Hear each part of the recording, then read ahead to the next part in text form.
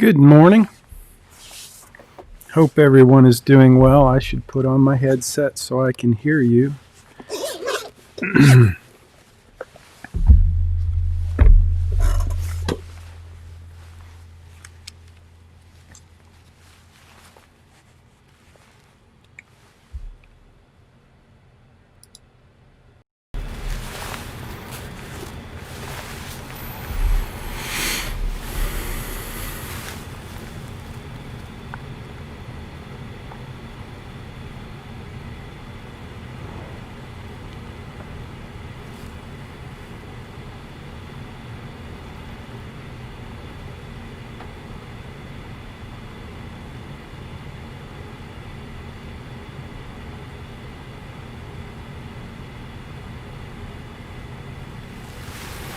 Hey everybody.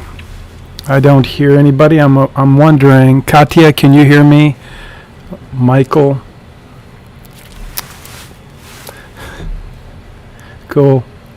I see a thumbs up, I think, or connecting to audio. I guess it's your thumb on your phone. You can just text in if you want. Let me know you hear me. Hi, Alexandra. Can you hear me? I see you. I see your picture.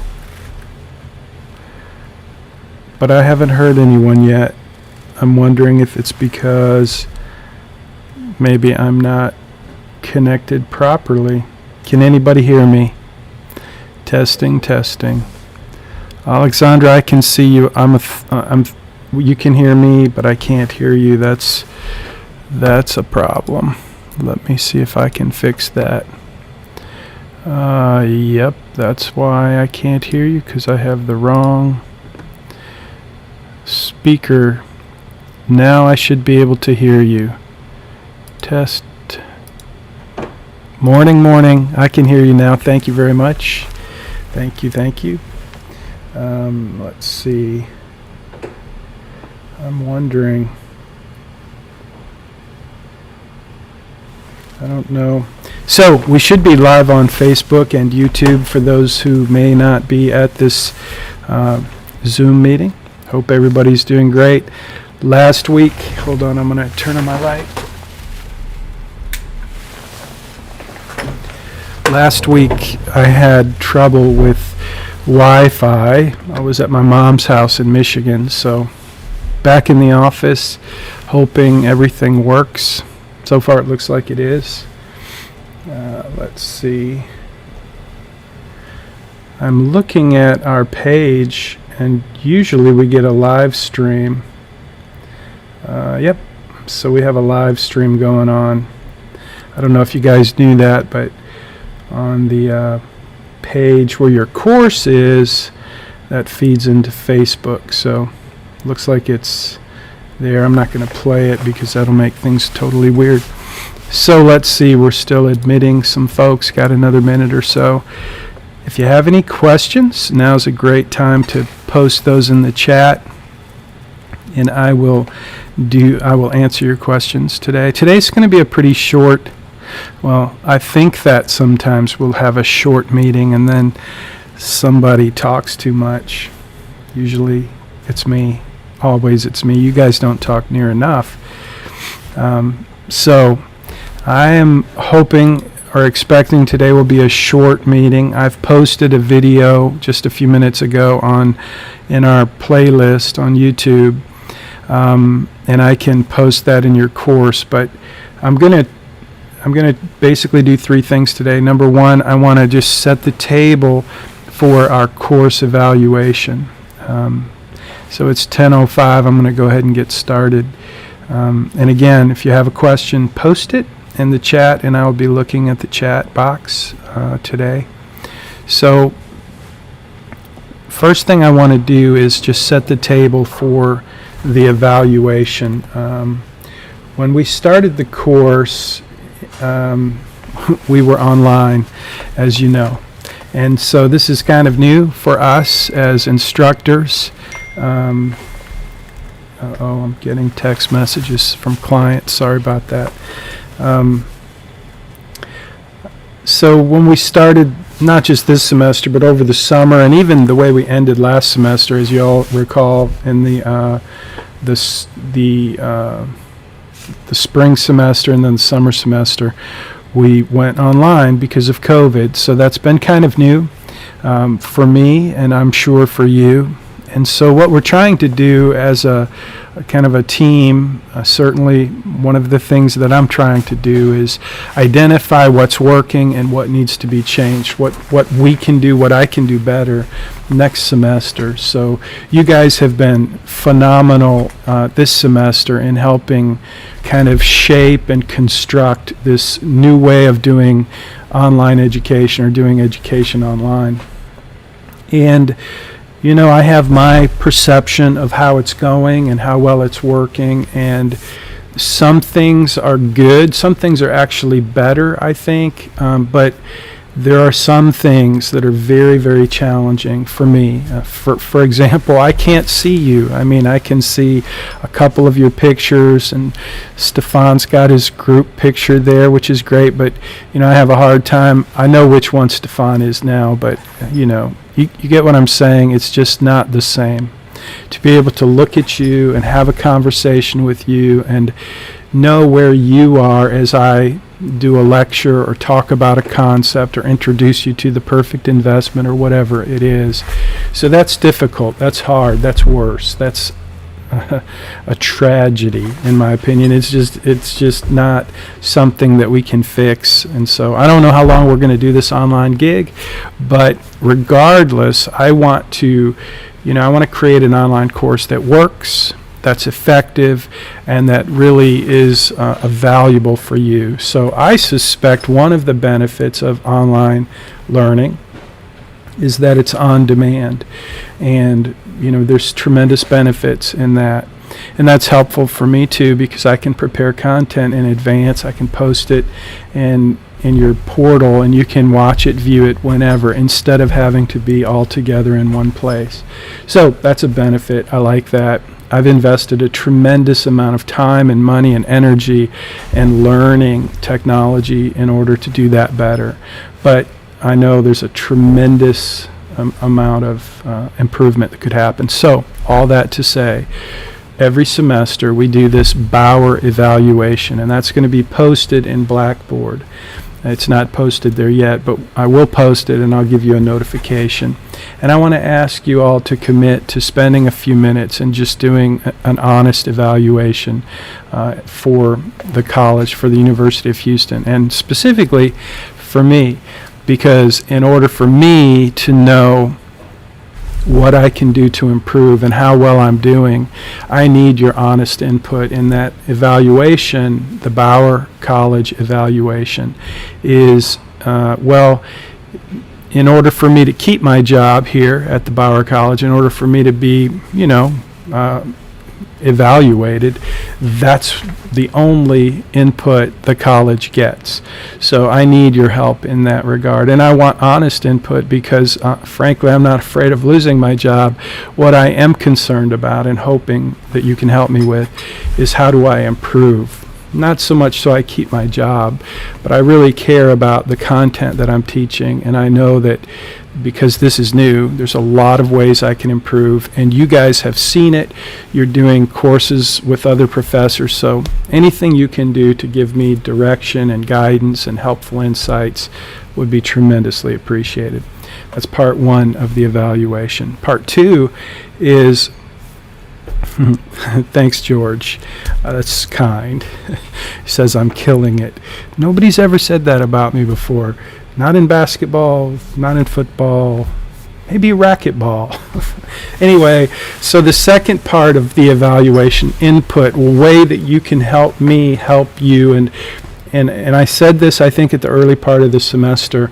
How many of you checked out ratemyprofessors.com to get an idea, how difficult the course was, how effective the professor was, and probably not so much how hot the professor is, because I get really low grades on that, which is fine, that's fine.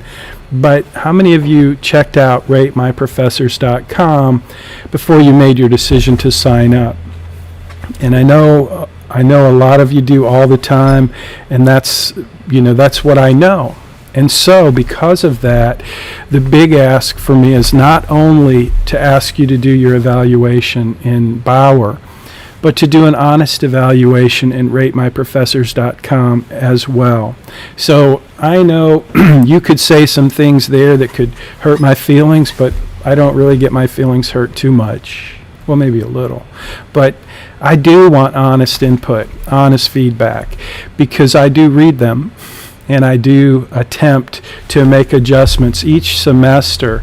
And this is that point in the semester where I kind of beg you to help me. Typically what we do is take some time out during class so that you can do your evaluation for Bauer. And then I just ask you to take a few minutes to do an evaluation at ratemyprofessors.com. So I appreciate your help in that regard. And in that, while we're still in the evaluation phase, let me just, I'm going to review the syllabus real quick, because there are a couple of things that we've actually changed that I've played with this semester, and you may have noticed, you may be concerned, and I don't know about concerned, but I just want to answer some questions that I've had throughout the semester. So I'm going to just scroll through, I'm going to scroll through the syllabus and get down to,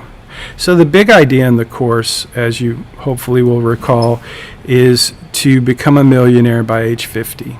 That's, the goal that I have, and the thing that I believe I can teach you, the thing that, in order for me to check off my list each semester, did I do what I came here to do? That's what I came here to do. I want to teach you how to become a millionaire by age 50. So to do that, though, I try to put together a set of lessons and assignments. And so let's just take a quick look at where we've been, what we've covered this semester. We started out in week 1 just focusing on saving, the importance of saving, some tools for saving, including how to set up a budget. In week 2, you created a simple budget. And I think it was week 2, maybe it was week 3, that I introduced you to your planning portal. And in that planning portal, that's where you spent some time to actually input your budget, your savings. So there are 2 areas, and as I go through this review, what I want you to be thinking about is all of the pieces that we've covered this semester. Because the last thing I'm going to do today is do a review of your capstone assignment. I'm going to talk you through that assignment, how you're going to do it, how much time you have to do it, and all of that. So as I go through this review, what I want you to be thinking about is how we've put in place throughout the semester. Each week we've added a piece, a data card, an input, a section, a concept, some learning around each of the elements that are going to be part of your capstone assignment. Now, I know most of you are concerned about your grade. Most of you are doing just fantastic. I try to always make it easy to get an A. Easy meaning if you do the work, you get an A. And this semester's no different. There is a lot of homework, and but I think that the difficulty level is not that great if you're just willing to spend some time. So hopefully this semester, as we've gone through each of these weeks, each of these lessons, each of these assignments, you've built onto your knowledge and your experience in financial planning and personal finance. And so we've used the best tools available to build a financial plan. You've been given full access to that planning portal, which is the same tool I would use with any client that I work with. The person that just texted me we're meeting tomorrow, we're going to have a Zoom meeting, and I'm going to introduce them to the same planning portal that you're using right now. So it's top shelf. It's great technology. If you're interested in personal finance, if you're interested in really seeing how financial planning works, you've been given a great tool for that. And so as we go through each of these weeks, we've added on to that. So the budget, really in your planning portal, there are two pieces of expenses. Your pre-retirement expenses, that's basically your day-to-day expenses right now. You're going to want to make sure that that's as accurate as possible. So we started out doing a little research, trying to figure out what would your expenses be in that when you graduate and you have that dream job. So that's an important piece of this puzzle. It's important to your capstone, the pre-retirement expenses. And then what are your expenses in retirement? Usually your expenses go down in retirement. So just pay attention to that. That was part of the budget, part of the week 2. And then we got into week 3. We did a credit report, your credit list.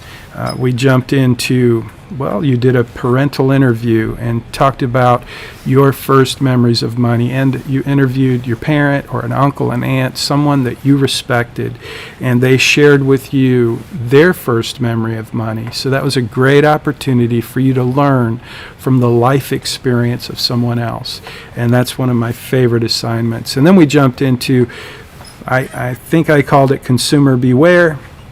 I changed the titles of these from semester to semester, but I introduced you to Billy, who had the pickup truck, the F-150, and he went to Firestone to buy some tires, and he met Sally, the super sales lady. Remember that? And then we built a pretend credit, I think, for Billy. I showed you what he was going to be paying for interest and credit card fees. And then I gave you the assignment to crush your credit. Another one of my favorite assignments, which we do in the planning portal as you're just learning how to use that thing.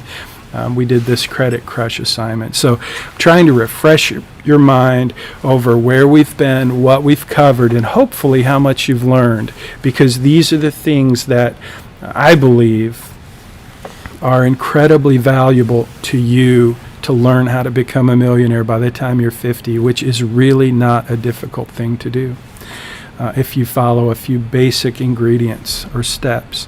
So we did the credit crush. We talked about bargaining and negotiating. And remember, my challenge, my question is always, what is the value over your lifetime if you decide to invest yourself to learn and overcome your fear and anxiety about bargaining and negotiating, and you decide to learn a few basic skills that will help you be a better negotiator, whether it's on your rent, on your next car, on your next raise.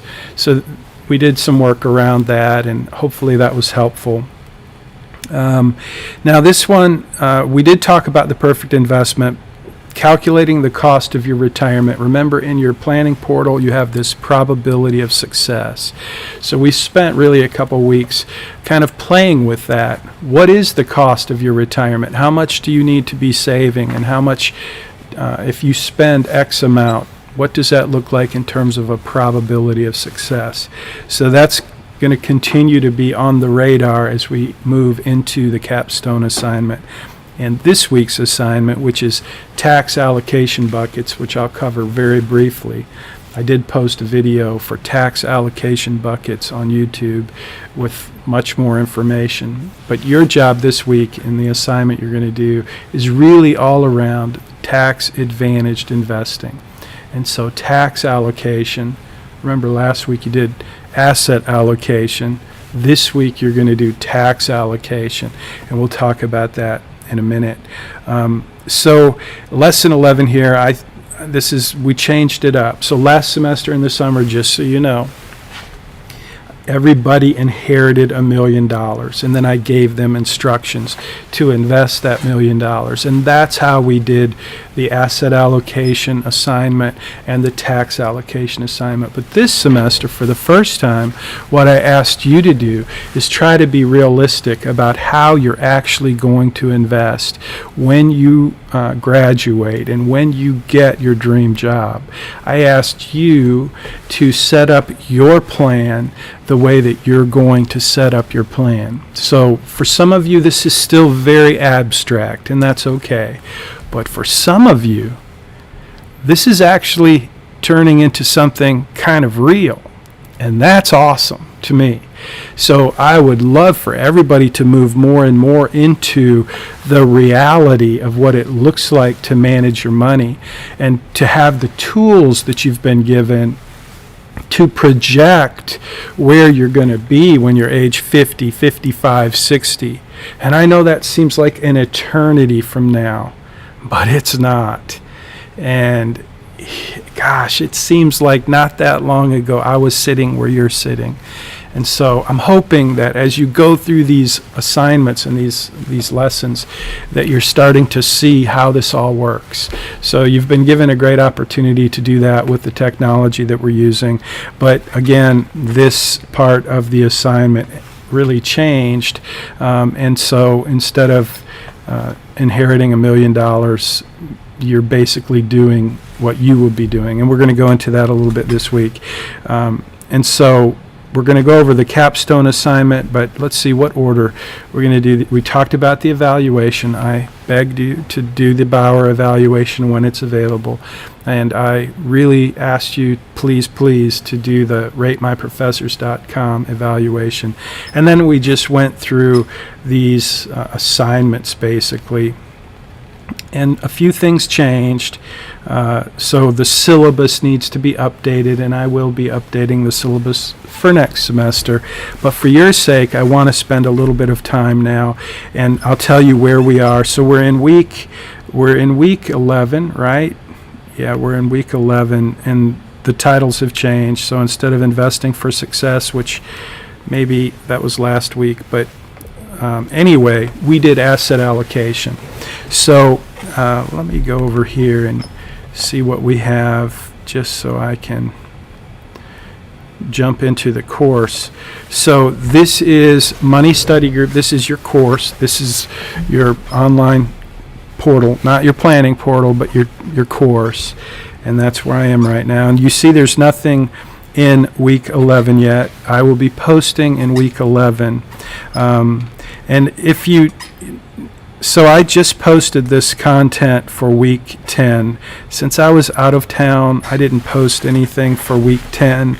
A couple of students sent me a message that there was a quiz. I posted a quiz in week 10 and an assignment or an article, a video, and you couldn't get past it. So I eliminated, I just turned all that off for this semester. So you're not missing anything from week 10. We've covered it all. Week 10 was really just you going into your plan and taking what you learned about asset allocation and applying it in your plan. And I'm pretty sure most of you experienced what I call moving the needle. And that's what we're trying to do. We're looking for ways that you can take small steps that move the needle for your financial plan. Remember the Credit Crush assignment. A few small changes made a big difference in the outcomes. And the same is true with asset allocation. You learned 4 investment strategies that are designed to maximize returns and minimize risk. In order to learn and apply those strategies, you really need to understand things about different asset classes. You need to understand the difference between a large cap and a small cap, a bond and a money market. So your quiz in Money Study Group really was around identifying those different risk levels in each of those different asset classes. So that's what you did last week, is you just tried to apply some of that knowledge about asset classes.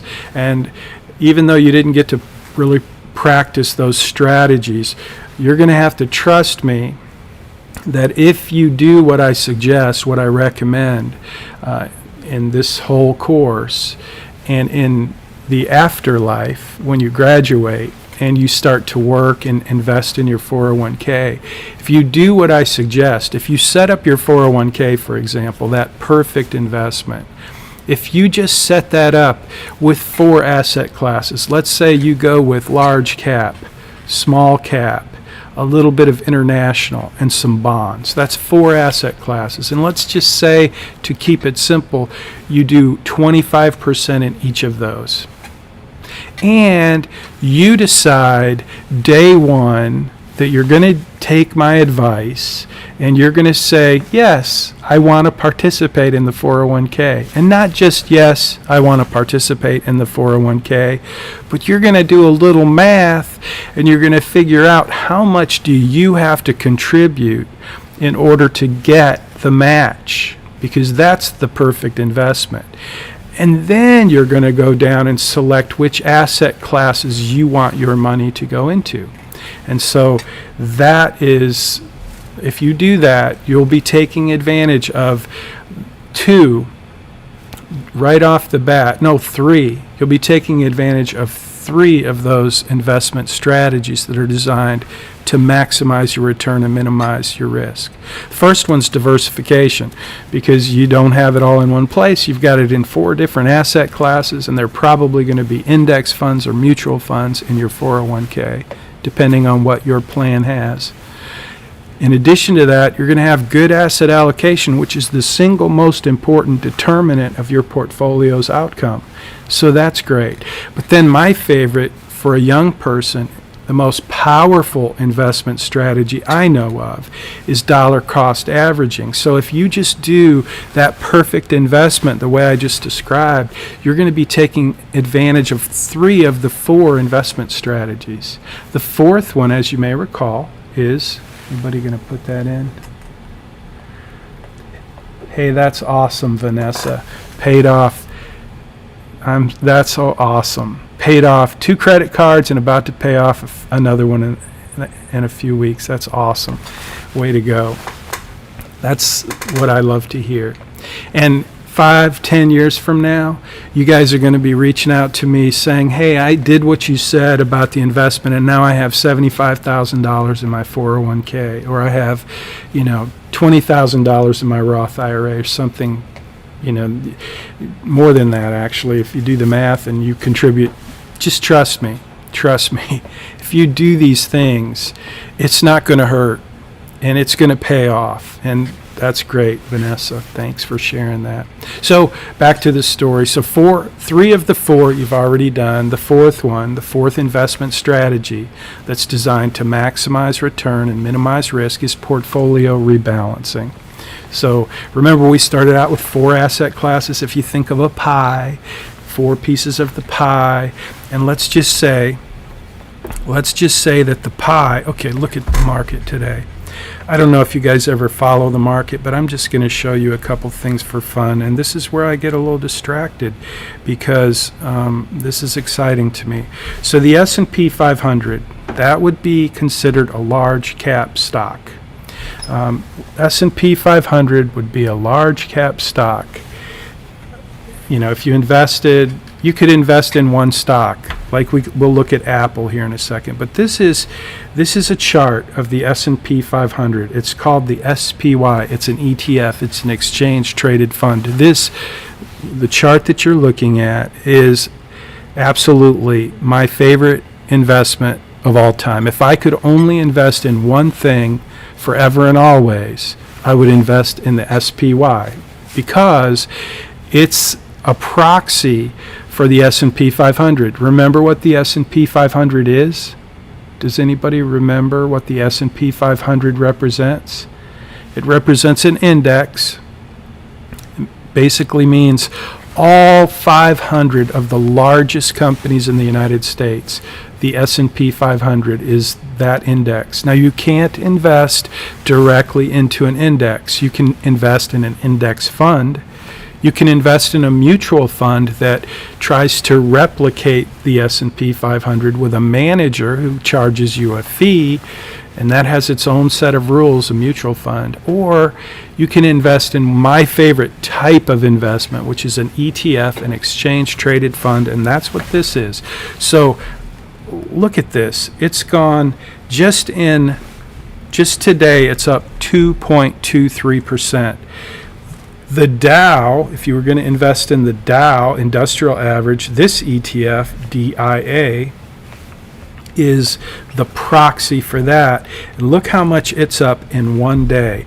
The S&P 500 is up over 2%, and the Dow is up almost 2.5%. And let's look at the NASDAQ. This is the tech sector. It's up another. So just think about your investments in those strategies that I mentioned before. If you're taking advantage of those strategies, this is where you see extraordinary results. Now, doesn't mean you're not going to have ups and downs. You will. But with those strategies in place, these kinds of returns that we're seeing just today, the day of the election. Now, the market's pulled back some, but just look at these. So I want to see, let's look at Apple. Apple is up 2%. I bought Microsoft this week. It's up 2.73%. So let's look at Microsoft, just the chart. I'm looking at a 1-year chart. Let's look at a 6-month chart. I would not encourage you to be the kind of person who does what I do, but I am an investment manager. I do this for a living. And so if you look at this chart, you'll see that this is Microsoft. It's gone up and down, which is what they do, which is why these strategies work. But look how high it was. It was all the way up to 230, and today it's at 207. But when it got down here, I started thinking, man, it's really pulled back. So I bought some. I bought like 300 shares. And so today, well, things are looking pretty good. And my wife wouldn't like it if I did this, but just for you guys, I'm going to show you. So the market's up, and I don't have a ton invested in Apple and whatnot, but my account's up a little bit. And your account, if you checked your account today, if you had your 401k, your Roth IRA, if your investments, if you would see today they'd be up. But over the last couple weeks, they'd be down. But over time, they're going to be up. And so asset allocation is important. I showed you Apple. Apple would be considered a pretty aggressive investment, but with tremendous opportunity. If you watch the video I posted on YouTube, I was going to say I posted on Netflix, but I didn't. I posted on YouTube. If you watch that video, I talk about one of my clients who invested in Apple in a Roth IRA. So the returns that you would have gotten from Apple since 2009, which is the illustration I used, are just remarkable. And to have that kind of investment in your Roth IRA means you're growing that money in a tax-deferred way. That's what this week's assignment is about. This week I want you to understand and learn the difference between three different types of accounts. So let me get rid of this so it's not distracting.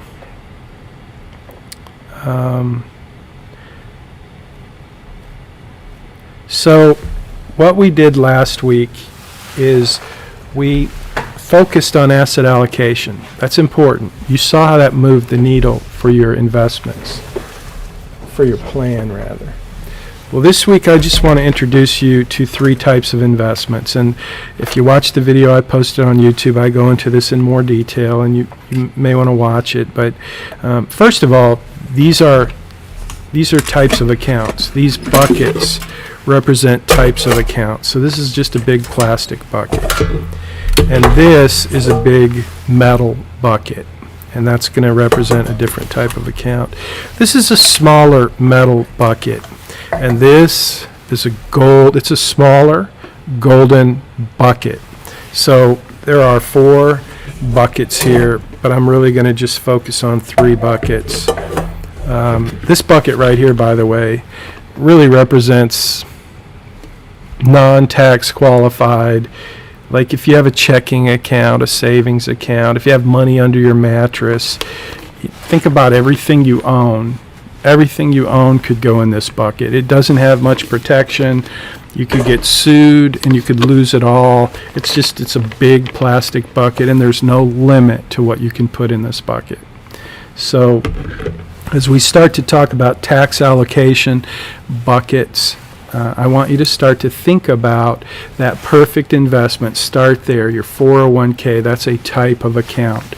This week you're going to learn about some other types of accounts. You're going to learn about an IRA, a tax-deductible IRA. You're going to learn about a Roth IRA, a tax-free Roth IRA. You're going to learn how much can you put into those buckets, what are the rules, boundaries, and limitations. And I just want you to learn those basic facts. And then from there, you're going to basically go into your planning portal and you're going to make some decisions in your plan. How much are you going to invest in each of these types of accounts? Because you get to decide. And they each have pros and cons. So I want you to learn a little bit about types of accounts. And then I want you to make some decisions in your financial plan to show me, and just, there's no right or wrong answer. I just want you to see for yourself how each type of account can impact the outcome of your financial plan. Because remember, there were 3 laws of personal finance that we covered in this course. And the big idea to become a millionaire by the time you're 50, 3 laws of personal finance. The first law is the law of spending and saving. And it says, spend less than you earn and save more for what matters most. For many of us, when you get to be my age, retirement becomes a very important priority because you can't work forever. You don't want to work forever. In fact, at some point, you want to do what I get to do today. I don't have to be working 40 hours a week or 50 hours a week. I probably do work that much, but I have the luxury, I have the freedom, the option of getting to be here with you today, which, while I do get paid for this, it's not the kind of pay that would, it's not my career. I'm an adjunct. So this is a passion of mine. It's not my main job. But I have the option of doing that because I worked hard, I saved money, and I invested for retirement. So that's what you're going to do as well. And I want you to know how to do it in the most smart way. And asset allocation, investing is really important, but when you get to the second law of personal finance, which is the law of tax-advantaged investing, it takes it to a whole new level. And so you learned all those strategies for investing to maximize return and minimize risk. But if you do those strategies inside of a tax-qualified bucket, which is what I'm going to talk about briefly here now, then you're basically getting to make all those earnings without having to pay tax. So we start with the perfect investment, which is really what this big bucket represents. This big bucket represents your 401k. Your 401k is typically a big corporate 401k is the tax code. That's the paragraph in the tax code that covers the 401k. So this is your 401k. And I call it the perfect investment because, again, typically your company matches this. Now, if you're a teacher, you would be investing in a 403b. If you work for the government, I think it's a 457 plan. So there are different numbers that represent different paragraphs of the tax code, but the 401k, this big bucket, is pretty much available to any worker.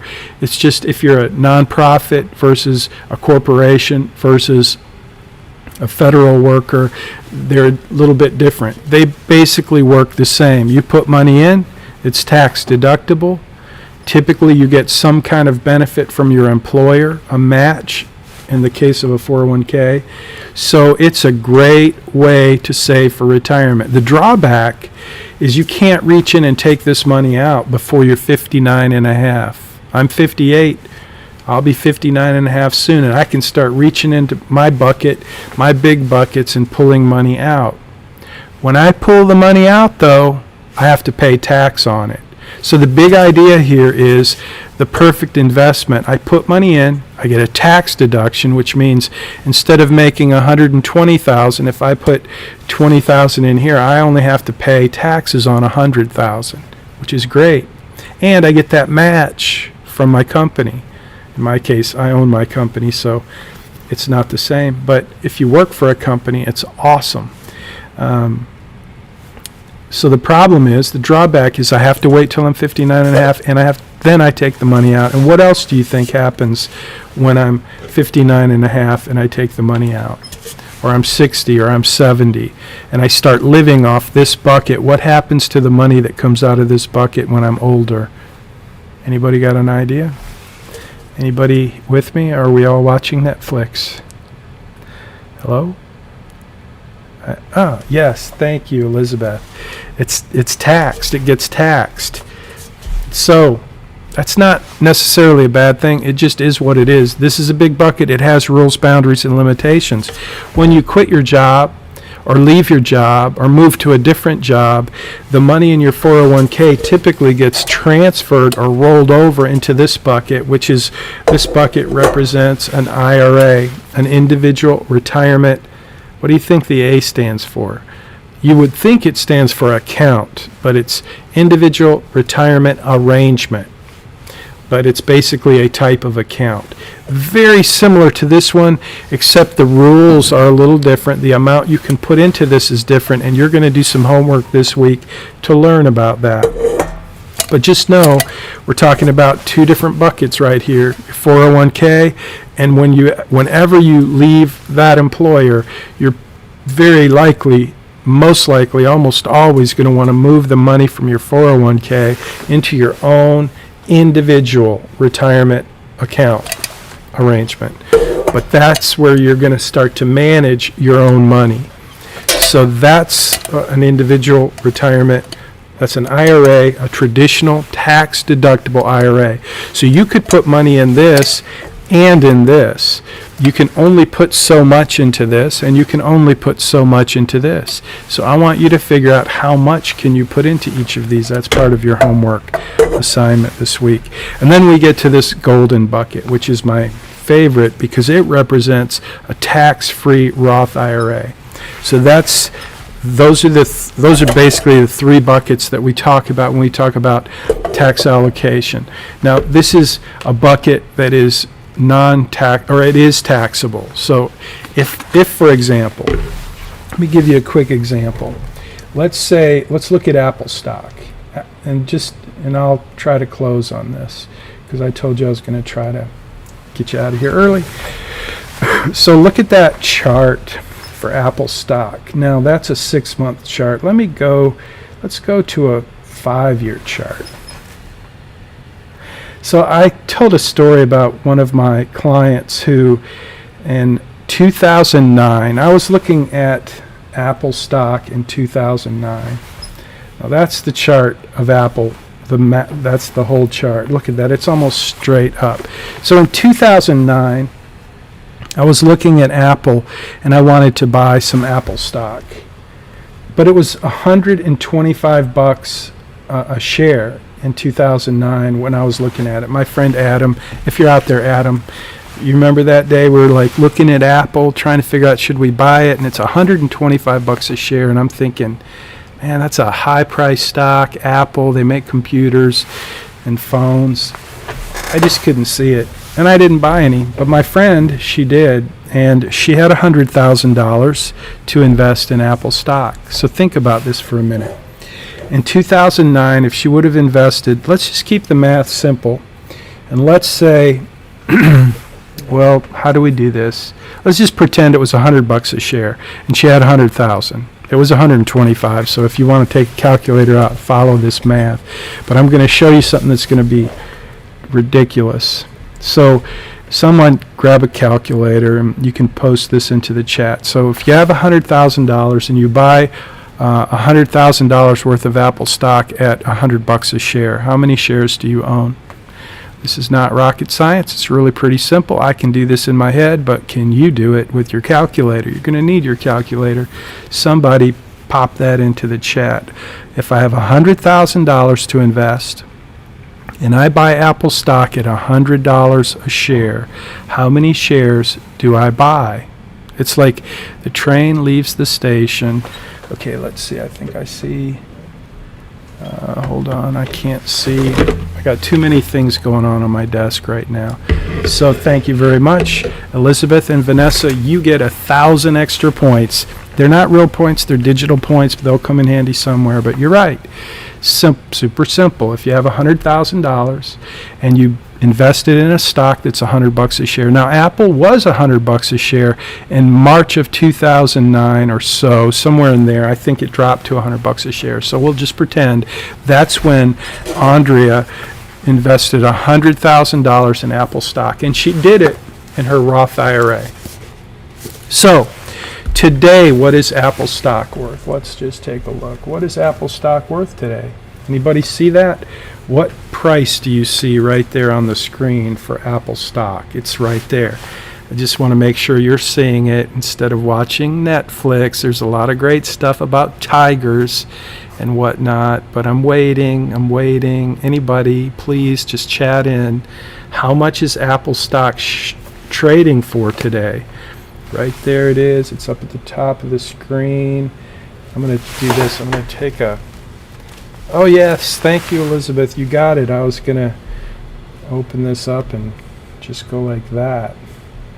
So that's what it's trading for today.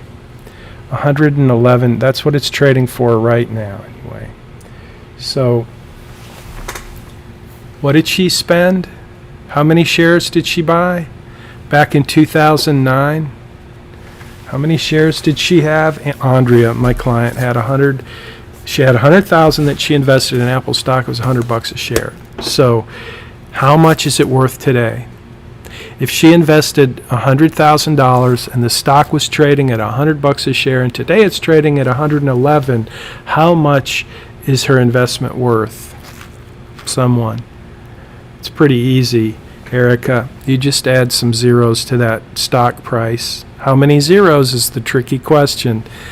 How much would it be worth? So if you invested $100,000 and you owned 1,000 shares at $100 a share, which is $100,000, and today it's worth $111 a share, that's really simple math. Thank you very much, Vanessa. $111,000. But let's go back to the chart and somebody tell me what's wrong with that picture. What's wrong with that picture is today it's trading at $111 a share. So how could that possibly be? How could that possibly be?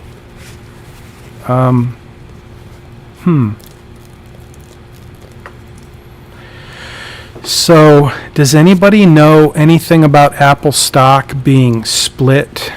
You might want to Google that. The stock went up. Yeah, it went up. It went up, up, up, up.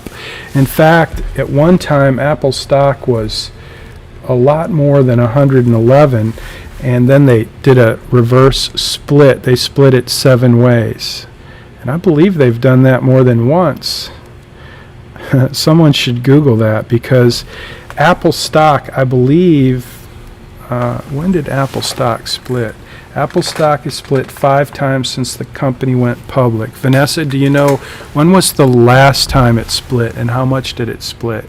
So several years ago it split 7 ways. So basically, instead of $111, so the stock split a 4-for-1 on August 28th, 2020. Okay, this is crazy. I forgot that one. Thank you, Vanessa. That's awesome. I want to grab that and put it on the screen if I can. I'm gonna get my things out of the way, put my buckets up so I can do some real work real quick. This is very cool. So I am going to go like this. What am I going to do? I want to just show you that. It's just amazing. Drafts. I hope this pastes from...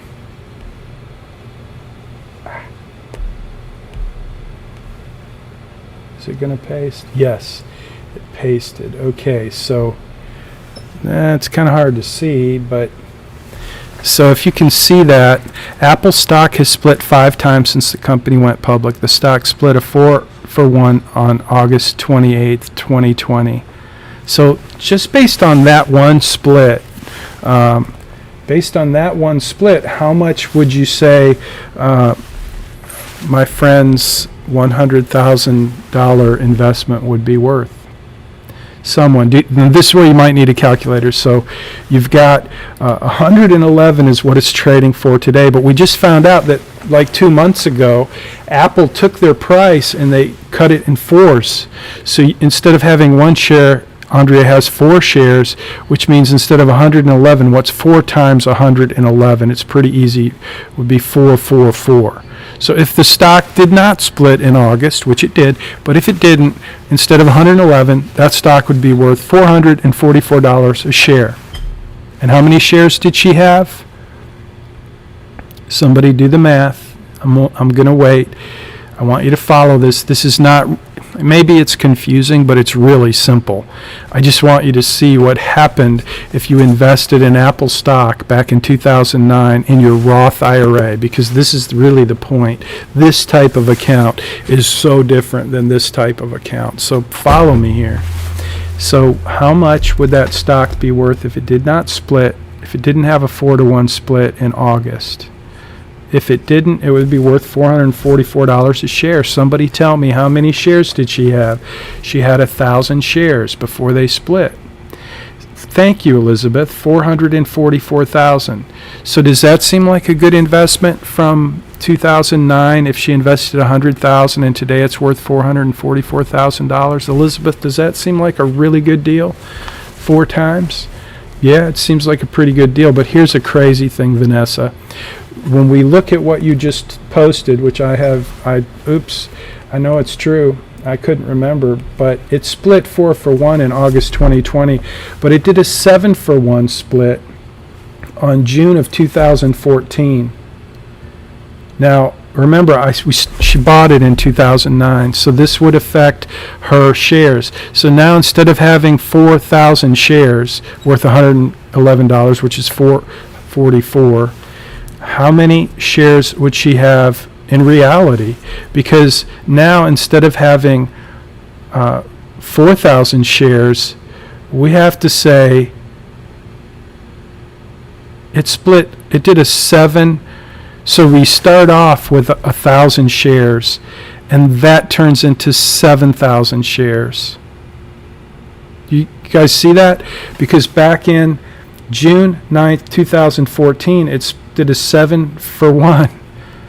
So instead of 1,000 shares, she had 7,000 shares. And they're worth $111 today. But if we go back to August, they split again 4-for-1. So now instead of 7,000, how many shares does she have?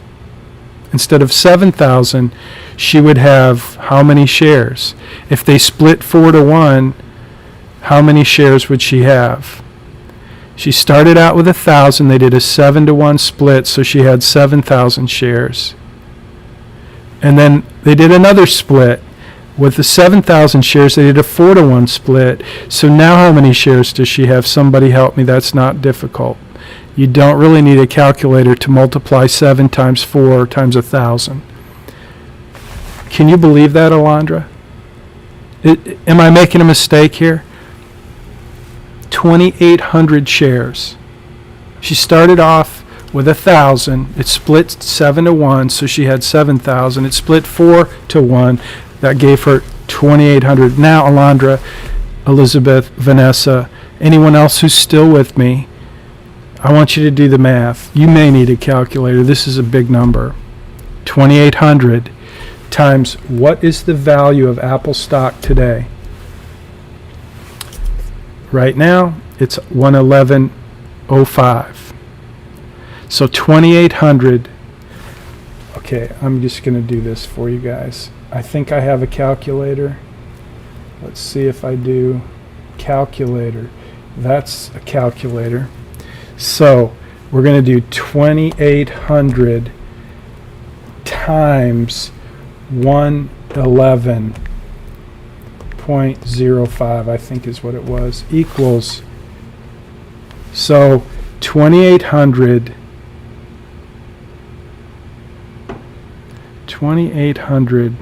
That's not right, though, is it? Because why?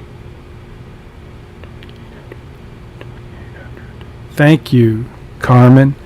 What did we do wrong with our math? we're missing a zero.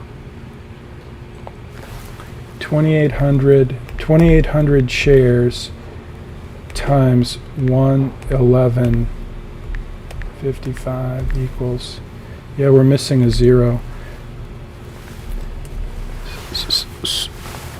2,800 shares. $3,108,000. That's crazy. She invested $100,000. Now, she didn't keep the stock, the bad news. She didn't keep it that whole time. She did diversify at some point. But my point is, I just want you to understand that equities, stocks, haven't, and that would have been a small cap stock at the time, probably, maybe not. It was pretty big by then, but the point is, if you invest $100,000 in a Roth IRA, if you have $100,000 in your Roth IRA and you did invest it in Apple stock in 2009, today it would be worth over $3 million. Now, here's the beautiful thing about it. When you get to be 59 and a half, instead of having to pay tax when you take that money out, you pay no tax. And that's what I want you to think about. The story about investing in Apple stock and the lucky person who did that and kept it with that much gain would have a tremendous growth, and they would pay no tax on it. So that's why I want you to learn about these different types of accounts, because that is a powerful strategy, way more powerful than the other investment strategies. If you can avoid paying tax, that's a huge, going to move the needle quite a bit. I want to mention, you may have noticed my little shovel here, and when we talk about, and this is one of the questions in one of your quizzes, is what's the most valuable asset you have? Is it a large cap? Is it Apple stock? What is it? And I believe the most valuable asset we all have is our ability to work and add value to the marketplace. And that's what this shovel represents. I think I told you this story about shoveling snow when I was young. I wanted some tennis shoes, and I wanted leather tennis shoes. And basically my dad handed me a shovel, and he said, go knock on some doors. It had just snowed a whole bunch in Lansing, Michigan. I lost my dad last year, but he's always with me. And that's one lesson that I want to share with you, is that if you're willing to work, if you're willing to work hard, if you're willing to go out there and find out what does the market need, and if you're willing to fill that need, that's the most valuable asset of all. Investing, it's risky. Financial planning, some things are going to go the way you hope, other things are not. But you get up every day and you work hard, that pays off, and that seems to me to be one of the most valuable assets you could ever have. Your honesty, your integrity, your work ethic, those are valuable assets. So thanks for being with me today. I think I'm going to close there. Again, I posted a video. It's a week 11 something or other in YouTube, and you can check that out. Let me see if I can find it real quick. I'm not sure I'll be able to find it, but let me switch account. I'm going to go to Money Study Group, and look at that, Money Study Group. It's showing, that's the video right now. It's showing live. That's weird. Let me see if I can find my channel. That's what's live. So somewhere in there, videos, yeah, there it is. So week 11 course review. This is the video. I hope that sound doesn't come on. What I'm going to tell you in this story. So Andrea, in 2009, Apple. So anyway, that's the video that I posted, and I tell the whole story of Andrea, and I talk about these buckets more. So if you want to learn more, a little bit more, there's that video. But you don't need to watch it. So that's it for today. Any questions, please post them. and I will answer them. Otherwise, I will see you. Oh, I want to talk a little bit about the capstone, just if you're still with me. The capstone assignment will be next week. This week is tax allocation. It's really pretty easy. You're just going to go tweak a few things in your plan. You're going to answer some questions about Roth IRA, 401k, traditional IRA. You're going to have to do a little research, a little reading. Not much, but then you're going to tweak your plan. And then you're done tweaking your plan. You're ready to move into the capstone. And basically in the capstone, you're just going to take each of the pieces that we've already put into your plan. You're going to want to review them and make sure that they make sense. But that's basically the capstone assignment, and I'm going to give you 2 weeks to complete it. So we'll talk more about that next week, and I'll be giving you coaching along the way. So there's really literally no way you won't get full points on your capstone if you just pay attention and trust me. So that's what's coming this week. It's a pretty easy assignment. You'll get extra points if you turn it in by Friday at noon.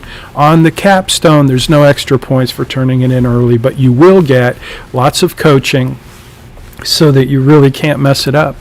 So when you end this semester, my hope, my goal, my focus, my declaration to you is that if you stick with us, you're going to have a really solid financial plan. And the capstone assignment is really just a review of your plan and you showing me what's in your plan so that we both know how it worked and why it worked, and that's it. It's really not a difficult assignment at all. It's just each of these pieces put together in one PDF so that you show me that your plan makes sense and that you got it right. So hope that helps. Don't be nervous about the capstone. It is the equivalent of our final exam, 200 points. You will get some more points for class participation. Most of you, almost all of you. If you're with me now, then I'm sure you're going to do great. So if you have any questions, chat in. Otherwise, I'm going to turn it off. Take care. You bet.